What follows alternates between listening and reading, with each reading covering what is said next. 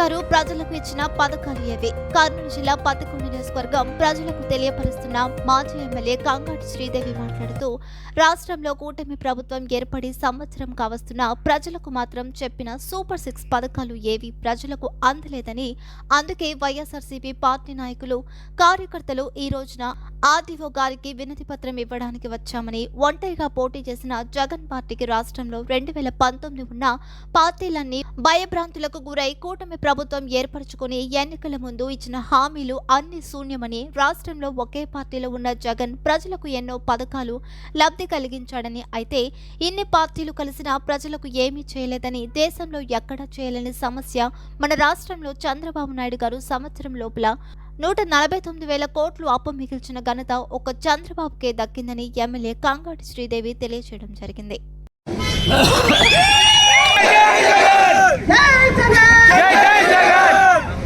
అందరికీ ఈరోజు ప్రజల కోసం మరి కూటమి ప్రభుత్వం ఎవరికి కూడా 2019లో ఏవైతే చెప్పారో కూటమి వాళ్ళు ఏ ఒక్కటి కూడా ఈ రోజుకు కరెక్ట్గా ఒక సంవత్సరం అవుతుంది. కాబట్టి ఈరోజు మనమంతా కూడా ప్రజల తరఫున ఈరోజు వైఎస్ఆర్సీపీ అభిమానులు అయితేనేమి, వైఎస్ఆర్సీపీ కార్యకర్తలు అయితేనేమి, నాయకులు అయితేనేమి, మరి అభిమానులు అయితేనేమి, ప్రతి ఒక్కరు కూడా ఈరోజు ప్రజల కోసం ఈరోజు మరి మనమంతా కూడా వినతి పత్రం ఆర్డీఓ గారికి ఇవ్వడానికి పిలుపునిస్తే స్వచ్ఛందంగా ఈరోజు మన వైఎస్ఆర్సీపీ కుటుంబ పద్ధతికి రావడం మీ అందరికీ కూడా నా యొక్క నమస్కారాలు తెలియజేస్తున్నాను.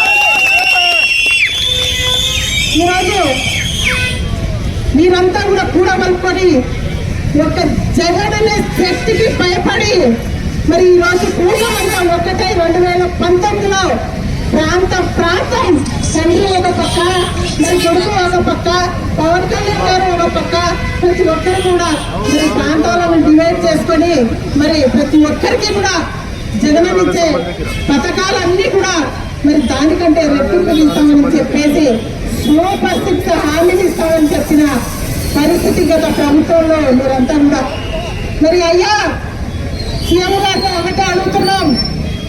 సంవత్సర కాలం అయింది ఈ రోజుకి ఏ ఒక్కటి కూడా నెరవేర్చలేదు.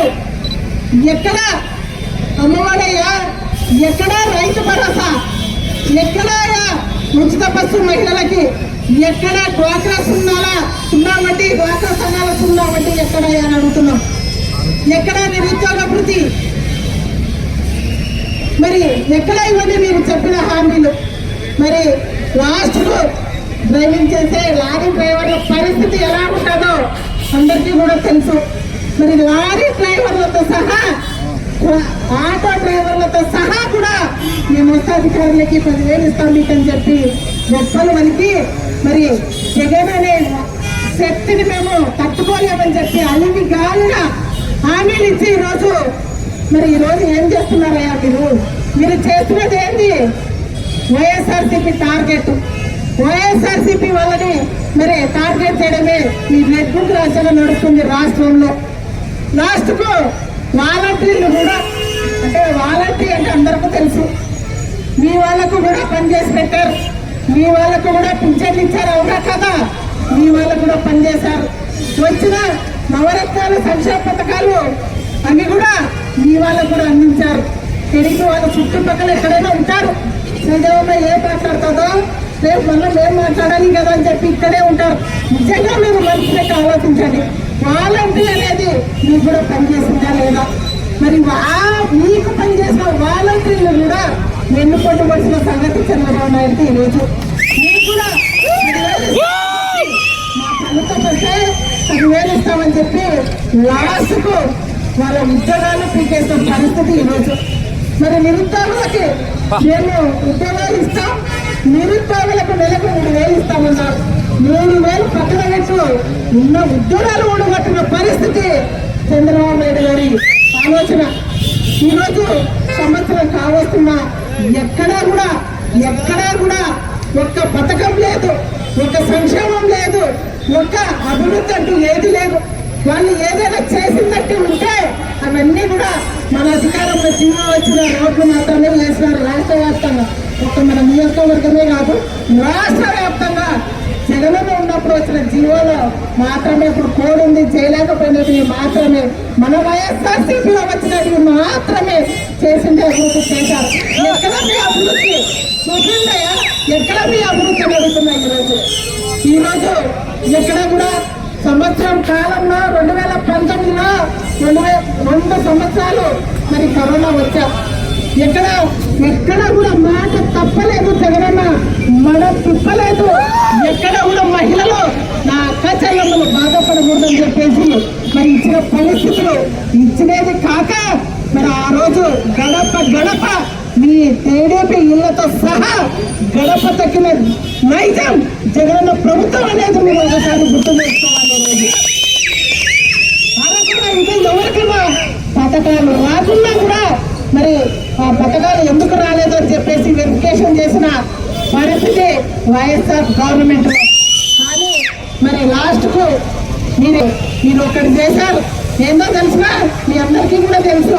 సంవత్సరానికి సీఎం చేయండి, రాష్ట్రంలో అప్పు చేయండి. చంద్రబాబు నాయుడు గారు మరి 1,49,000 పైగానే కోట్ల అప్పుతో ఈ రోజు చంద్రబాబు నాయుడు మన రాష్ట్రానికి ఒక పెద్ద గిఫ్ట్ ఇచ్చాడు.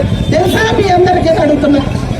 మరి ఒక పథకము ఇవ్వండి, మీరు ఇంత అప్పు ఎందుకు చేశారయ్యా అని ఎవరైనా అడిగితే నాలాంటలో ఇసుకపై ఎవరైనా కార్యకర్తలు ఎవరైనా నాయకులు మరి తెలుసుకొని నిజాలు మరి అడిగితే వాళ్ళ మీద కేసు పెట్టడం, వాళ్ళ మీద ఒక కేసు సరిపోదు బెయిల్ తీసుకొని వస్తారని చెప్పి ఇంకా లోపల ఉండగానే 4-5 కేసులు పోలీసులు ఒత్తిడి తీసుకొచ్చి పెట్టిన పరిస్థితి ఈ కూటమి ప్రభుత్వం పోటానికి వచ్చారు. మరి మీరు చేసింది ఏంటో తెలిసినా ఎవరు చెప్తే వాళ్ళ రైతన్నలకు నోరుట లేదు, రైతు భరోసా లేదు, ఏమీ లేదు. ఎక్కడయ్యా మరి విద్యార్థులకు మరి ఫీజు రియంబర్స్మెంట్ ఎక్కడా? మీరు చెప్పారు కదా జగన్ కంటే ఎక్కువ చేస్తామని, ఇచ్చారా అని అడుగుతున్నా. వసతి దీవెన ఎక్కడయ్యా? పేదవాళ్ళు కోటి కోసం ఈరోజు ఎంతో ఆర్నిషాలు పనిచేసి పిల్లలు చదివించుకున్న పరిస్థితులు ఈరోజు మన రాష్ట్రంలో. రియంబర్స్మెంట్, వసతి దీవెన, విద్యా దీవెన ఇవన్నీ కూడా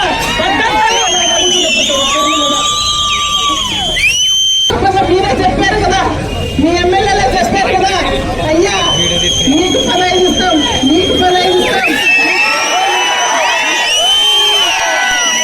11 అయితే నిజంగా మీ మన సాక్షిగా మాకు 11 ఇస్తుంటాయని మీరు చెప్పగలరా?